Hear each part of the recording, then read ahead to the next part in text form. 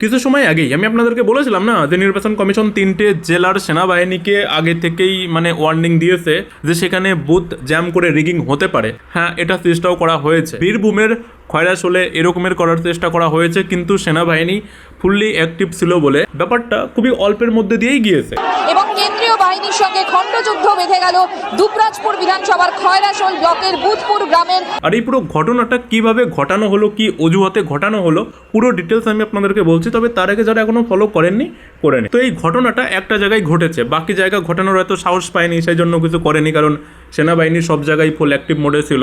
তো এই ঘটনাটা ঘটেছে বীরভূমের খয়রাশোলে। তো ওই বুথে নাকি ওখানে হঠাৎ করে মানে লোকজন জড়ো হতে শুরু হয় এবং একটা নাকি গুজব ছড়িয়ে দেওয়া হয় যে তৃণমূলে ভোট দিচ্ছে আর ভোট গিয়ে পড়ছে নাকি বিজেপিতে।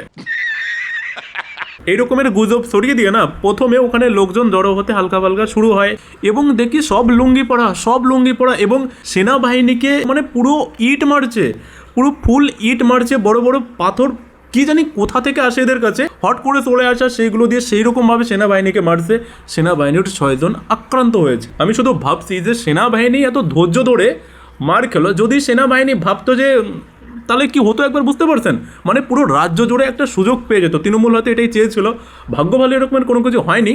তবে পুলিশের গাড়ি পর্যন্ত ভাঙচুর করা হয়েছে এবং পুলিশের অফিসার তো মানে সার্ভিস রিভলভার বের করে মানে লোডও করে ফেলেছিল। মানে যা ভাবসাব দেখতে পাচ্ছিলাম ভিডিওটা আমি এখানে দেখাতে পারবো না, তবে যা দেখা যাচ্ছিল আর একটু হলে মনে হয় পুলিশ অফিসার ঠিক চালিয়েই দিত। তবে যাই হোক, চিন্তা করবেন না, দেখুন চিন্তার তো ব্যাপার আছে, তবুও চিন্তা করবেন না, কারণ এটা নির্বাচন কমিশন খুব ডিপলি খুব ভালোভাবে দেখছে এবং ওখানকার ওই লুঙ্গি বাহিনীকে তুলতেও শুরু করে দিয়েছে। খুব তাড়াতাড়ি আপনারা গুড নিউজ পেয়ে যাবেন।